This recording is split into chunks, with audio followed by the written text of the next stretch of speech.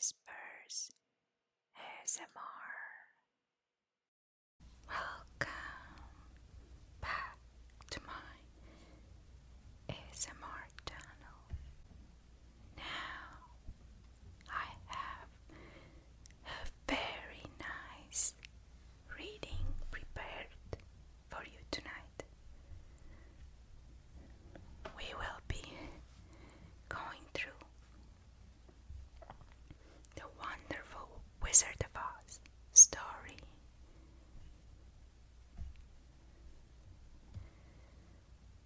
And I will hopefully put you to sleep with my whispers and rambles.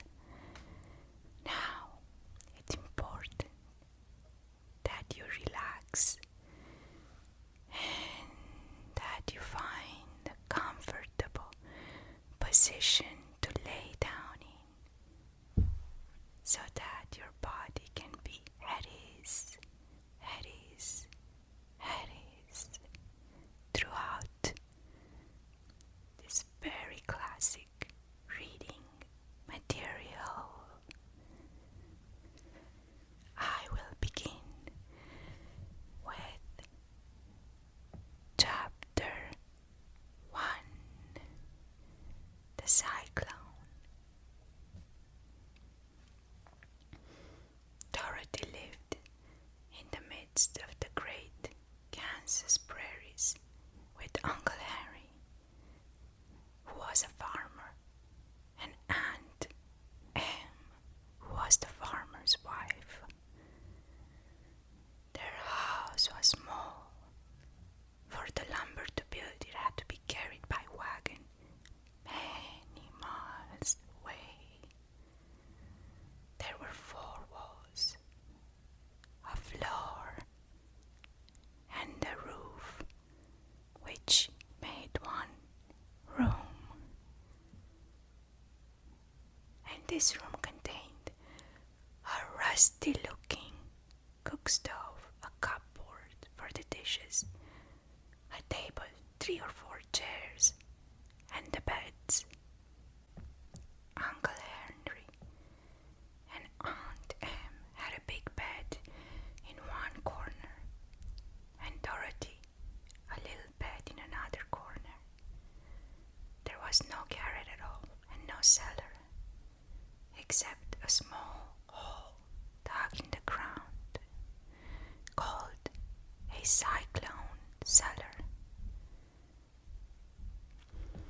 where the family could go in case one of those great whirlwinds arose, mighty enough to crush any building in its path.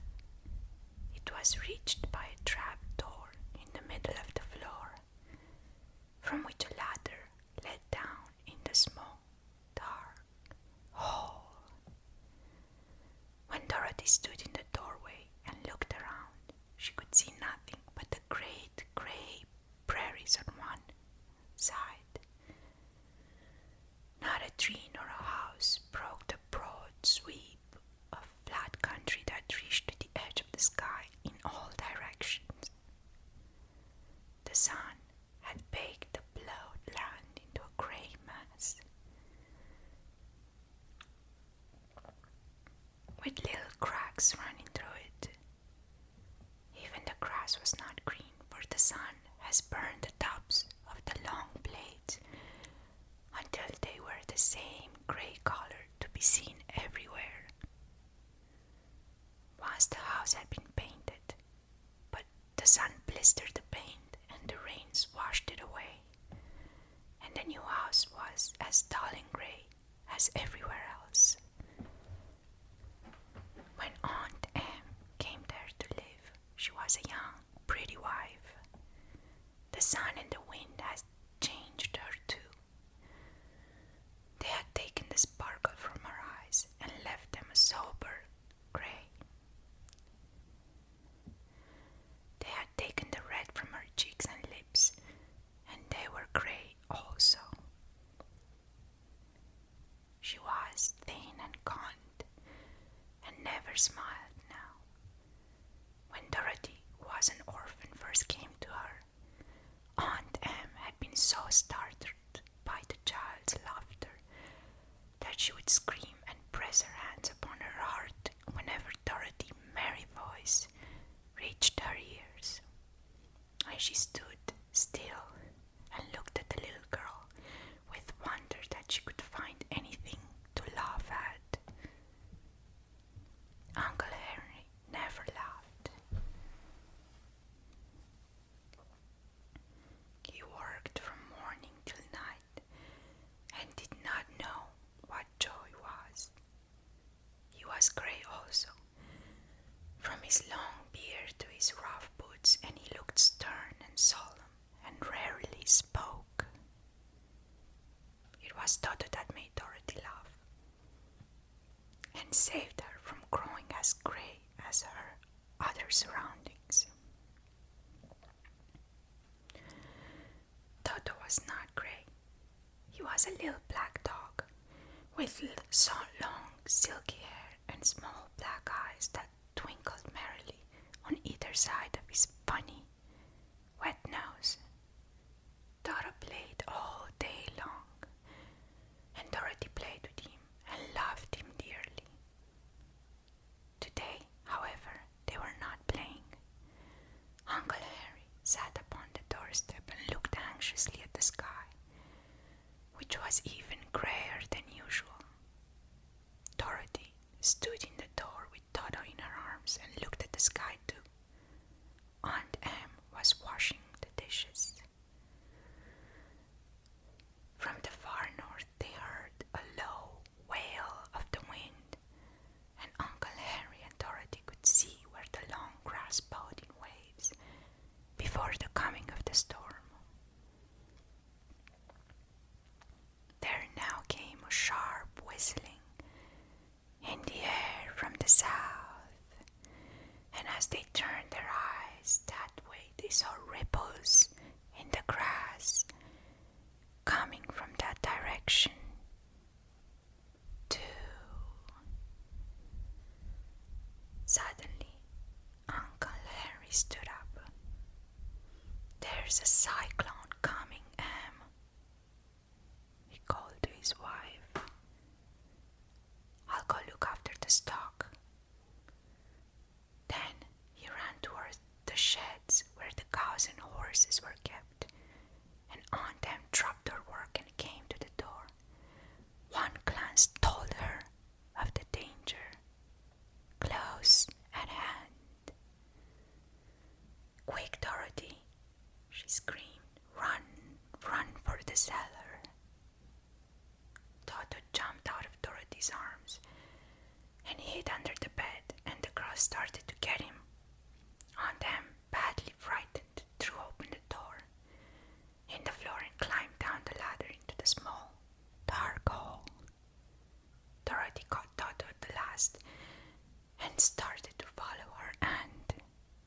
When she was halfway across the room, there came a great shriek from the wind, and the house shook so hard that she lost her footing and sat down suddenly on the floor. Then a strange thing happened. The house whirled around 2 or 3 times and rose slowly through the air. Dorothy felt as if she were going up, up, up in a balloon.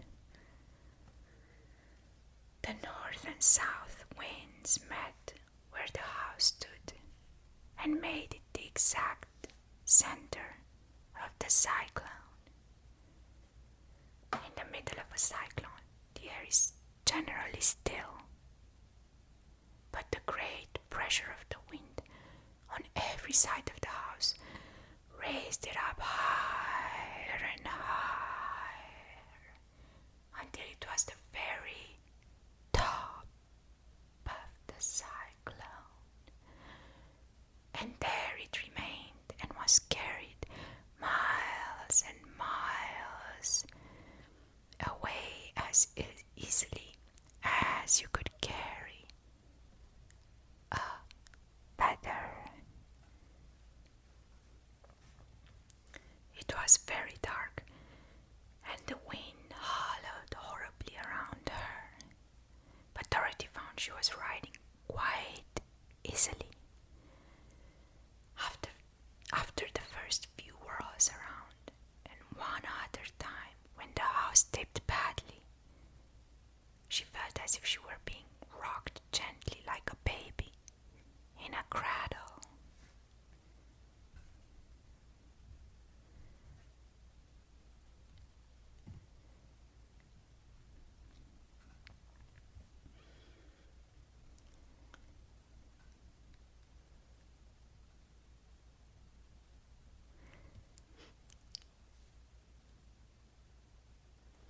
Toto did not like it. He ran about the room, now here, now there, barking loudly, but Dorothy sat quite still on the floor and waited to see what would happen. Once Toto got too near the open trapdoor and fell in, and at first the little girl thought that she had lost him, but soon she saw one of his ears sticking up through the hole, for the strong pressure of the air was keeping him up so that he could not fall. She crept to the hole, caught Toto by the ear, and dragged him into the room again, afterwards closing the trap door so that no more accidents could happen. Hour after hour passed away, and slowly Dorothy got over her fright, but she felt quite lonely, and the wind shrieked so loudly all about her that she nearly became deaf.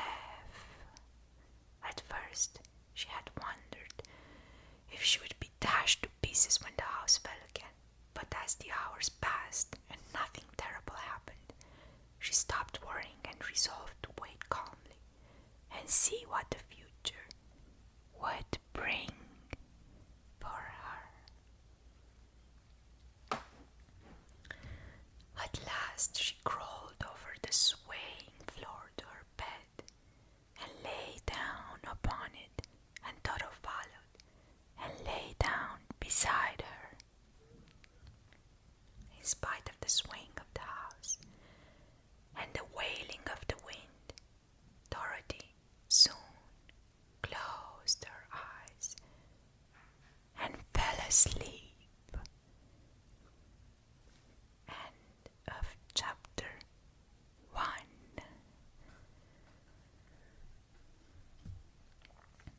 Chapter 2.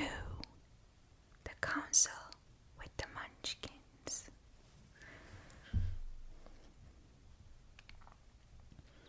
She was awakened by a shock, so sudden and severe that if Dorothy had not been lying on the soft bed, she might have been hurt. As it was, the jar made her catch her breath and wonder what had happened. And Toto put his cold little nose into her face and whined dismally. Dorothy sat up and noticed that the house was not moving, nor was it dark, for the bright sunshine came in at the window, flooding the little room. She sprang from her bed and with Toto at her heels ran and opened the door. The little girl gave a craze of amazement and looked about her, her eyes grown bigger and bigger at the wonderful sights she saw. The cyclone has set the house down very gently for a cyclone, in the midst of a country of marvelous beauty.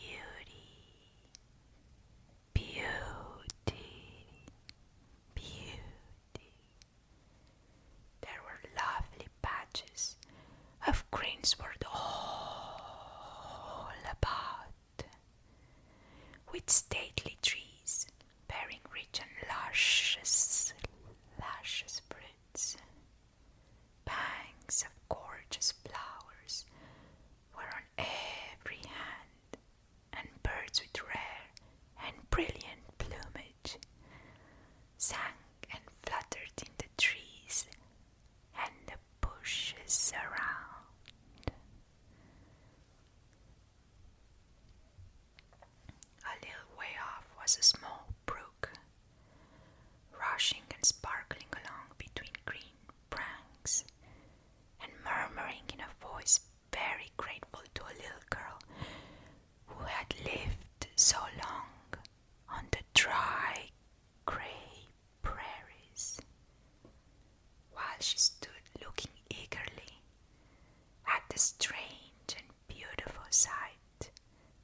is coming toward her a group of the queerest people she had ever met.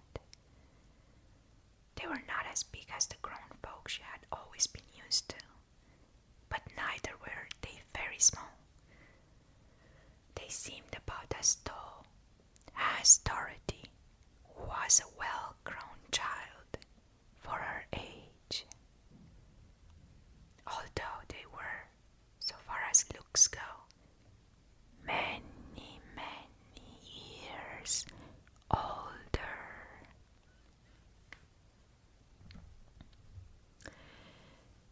3 were men and 1 woman. And all were oddly dressed. They wore round hats that rose to a small point, a foot above their heads, with little bells around the brims that twinkled sweetly as they moved. The hats of the men were blue. The little woman's hat was white, and she wore a white gown that hung in pleats from her shoulders. Over it were sprinkled little stars that glistened in the sun like diamonds. The men were dressed in blue, of the same shade as their hats, and wore well-polished boots with a deep roll of blue at the top. The men, Dorothy thought, were about as old as she was, for 2 of them had beards much like Uncle Henry, but the little woman was doubtless much, much older. Her face was covered with wrinkles. Her hair was nearly white, and she walked rather stiffly. When these people drew near the house where Dorothy was standing in the doorway, they paused and whispered among themselves, as if afraid to come further. But the little woman walked up to Dorothy, made a low bow, and said in a sweet, sweet voice, "You're welcome, most notable sorceress, to the land of the Munchkins. We are so grateful to you for having killed the wicked witch of the East and for setting our people free from bondage." Dorothy listened to this speech with wonder. What could the little woman possibly mean by calling her a sorceress and saying she had killed the wicked witch of the West? Dorothy was an innocent, harmless little girl who had been carried by a cyclone many miles away from home, and she had never, never, ever killed anything in all of her life. But the little woman evidently expected her to answer, so Dorothy said, with hesitation, "You're very kind, but there must be some mistake. I have not killed anything." "Your house did anyway," replied the little old woman with a laugh. "And that is the same thing. See," she continued, pointing to the corner of the house. "There are her 2 feet still sticking out from under a block of wood." Dorothy looked and gave a little cry of fright. There, indeed, just under the corner of the great beam the house rested on, 2 feet were sticking out, shod in silver shoes with pointless toes. "Oh dear," cried Dorothy, clasping her hands together in dismay. "The house must have fallen on her. Whatever shall we do?" "There is nothing to be done," said the little woman calmly. "But who was she?" said Dorothy. "She was the wicked witch of the East, as I said," answered the little woman. "She has held all the Munchkins in bondage for many years, making them slave for her night and day. Now they are all set free and are grateful to you for the favor. Who are the Munchkins? Said the little woman calmly.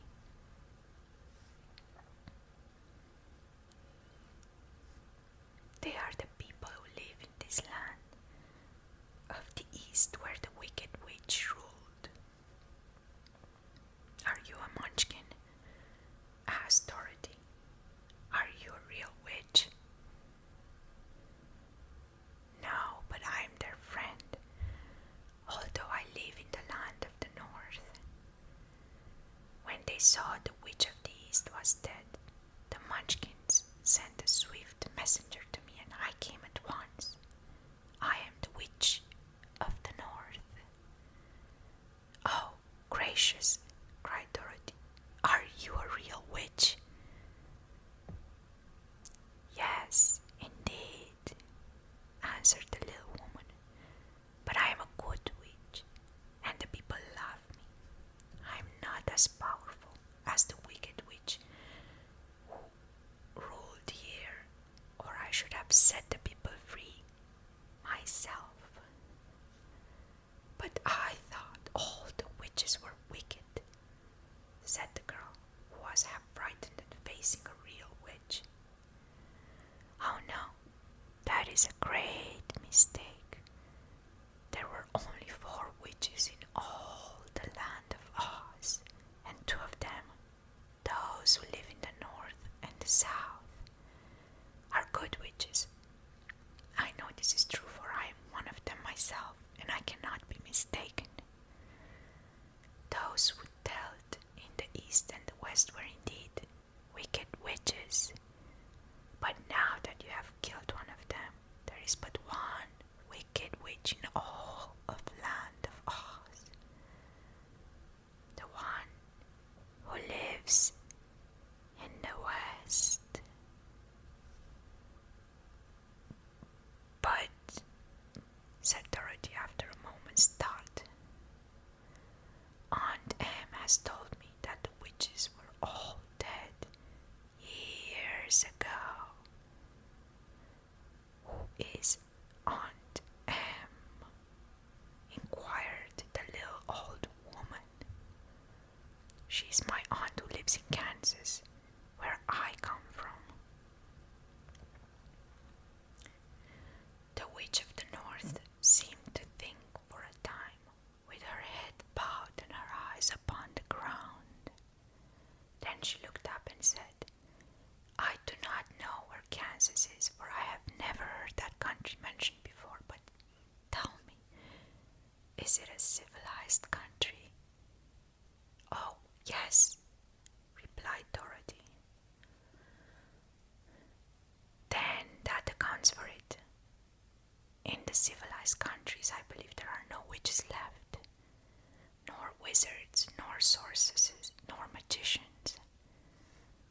But you see, the land of Oz has never been civilized, for we are cut off from the rest of the world. Therefore, we still have witches and wizards amongst us.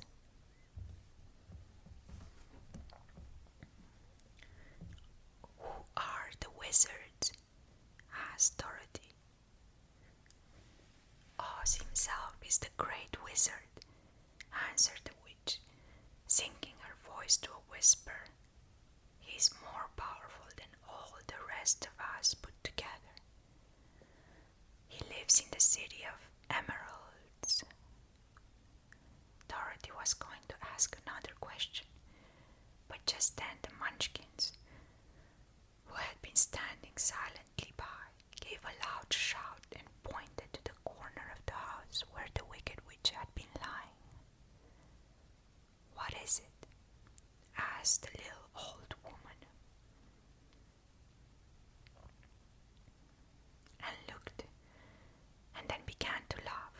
The feet of the dead witch had disappeared entirely, and nothing was left but the silver shoes. She was so old," explained the Witch of the North, that she dried up quickly in the sun. "That is the end of her, but the silver shoes are yours, and you shall have them to wear." She reached down and picked up the shoes, and after shaking the dust off, handed them over to Dorothy. "The Witch of the East was proud of those silver shoes," said one of the Munchkins, "and there is some charm connected with them, but what it is, we never knew." Dorothy carried the shoes into the house and placed them on the table. Then she came out again to the Munchkins and said, "I am anxious to get back to my aunt and uncle, for I am sure they will worry about me. Can you help me find a way out?" The Munchkins and the witch first looked at one another and then at Dorothy, and then shook their heads. "At the east, not far from here," said one, "there is a great desert and none could live to cross it." "It is the same at the south," said another, "for I have been there and seen it. The south is the country of the Quadlings." "I am told," said the third man, "that it is the same at the west, and that country where the Winkies live is ruled by the wicked witch of the west, who would make you her slave if you passed her way. The north is my home," said the old lady, "and at its edge is the same great desert that surrounds this land of Oz. I'm afraid, my dear, you will have to live with us." Dorothy began to sob at this, for she felt lonely among all these strange people. Her tears seemed to grieve the kind-hearted Munchkins, for they immediately took out their handkerchiefs and began to weep also. As for the little old woman, she took off her cap and balanced the point on the end of her nose, while she continued to count 1, 2, 3 in a solemn voice. At once the cap changed to a slate on which was written in big white chalk marks, "Let Dorothy go to the City of Emeralds."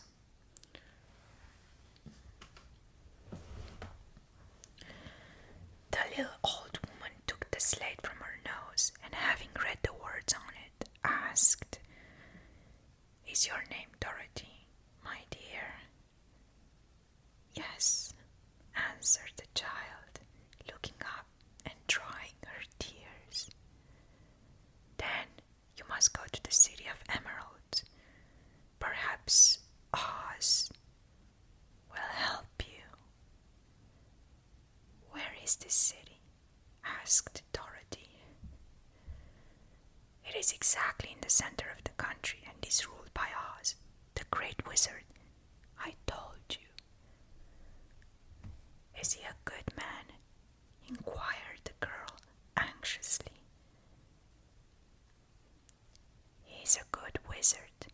Whether he is a man or not, I cannot tell, for I have never seen him." "How can I get there?" asked Dorothy. "You must walk. It is a long journey through a country that is sometimes pleasant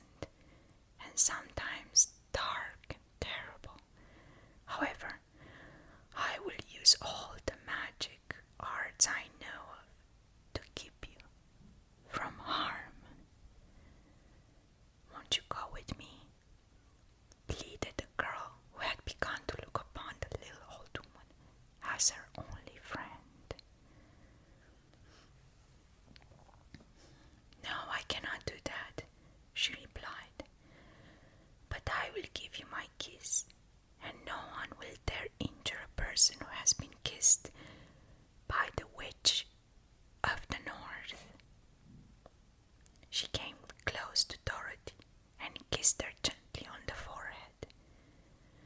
Where her lips touched the girl, they left a round, shiny mark, as Dorothy found out soon after. The road to the City of Emeralds is paved with yellow bricks, said the witch, so you cannot miss it. When you go to Oz, do not be afraid of him, but tell your story and ask him to help you. Goodbye, my dear. The three Munchkins bowed low to her and wished her a pleasant journey, after which they walked away through the trees. The witch gave Dorothy a friendly little nod, whirled around on her left heel 3 times, and straightway disappeared, much to the surprise of little Toto, who barked after her loudly enough when she had gone, because he had been afraid even to growl while she stood by. But Dorothy, knowing her to be a witch, had expected her to disappear in just that way, and was not surprised in the least.